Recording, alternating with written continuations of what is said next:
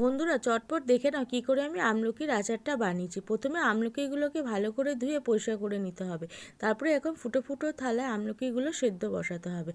গ্যাসে হাঁড়ির মধ্যে জল দিয়ে এই আমলকি থালাটা বসিয়ে তার উপরে একটা থালা চাপা দিতে হবে।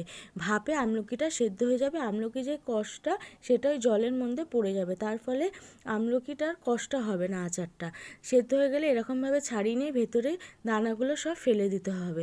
প্রত্যেকটাকে ভালো করে ছাড়িয়ে দানা কিন্তু ফেলবে।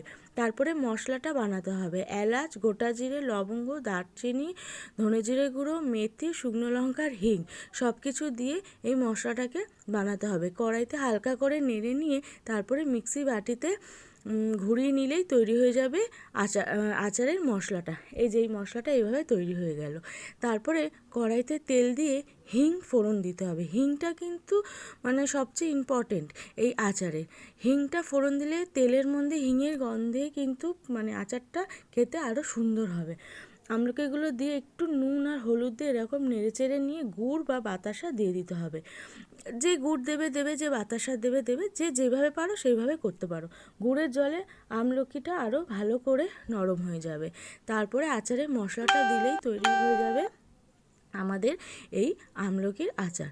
এরকম মানে আমলকির আচারটা কিন্তু এরকম থকথকে হবে, বুঝেছো? এটা গরম গরম ভাতের সাথে, রুটি, লুচি, পরোটা সব কিছুর সাথে ভালো লাগবে।